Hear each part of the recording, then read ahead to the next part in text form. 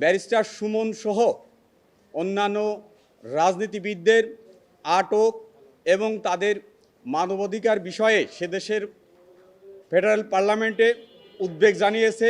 Barrister সুমনের বিষয়ে ইতিমধ্যে আমরা এর আগে আপনাদেরকে অবগত করেছিলাম যে অস্ট্রেলিয়া বসবাসরত বাংলাদেশি কমিউনিটির যে উদ্বেগের বিষয়টি সেদেশের স্টেট নিউ সাউথ ওয়েলস স্টেটের সিনেট উচ্চকক্ষে উত্থাপন করা হয়েছিল।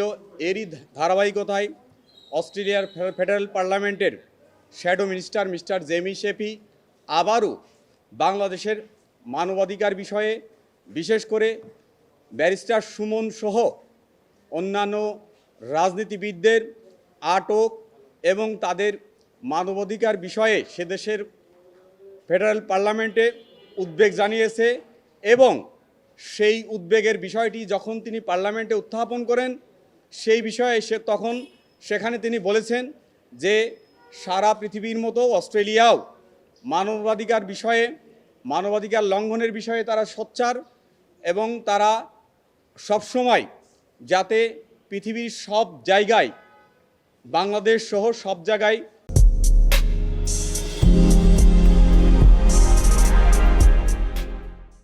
মানবাধিকার মানুষের অধিকার অক্ষুণ্ণ থাকে সেই বিষয়ে তারা তাদের ক্যাম্পেইন অব্যাহত রাখবে এবং তাদের পক্ষে কথা বলবে।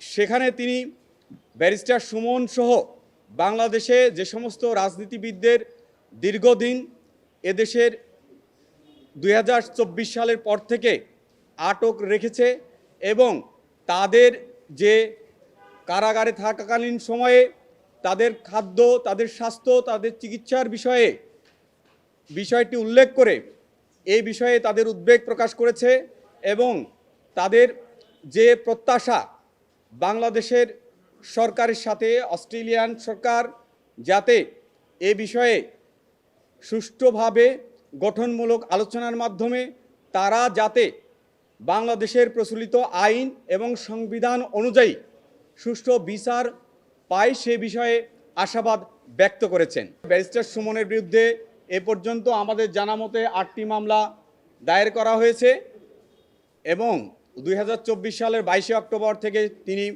কারাগারে আটক আছেন। ওনার যে কয়টি মামলা দায়ের করা হয়েছে প্রত্যেকটি মামলার বিষয়ে দায়রা জজ সহ হাইকোর্টে আমরা জামিনের আবেদন করেছিলাম। ইতিমধ্যে প্রত্যেকটি মামলার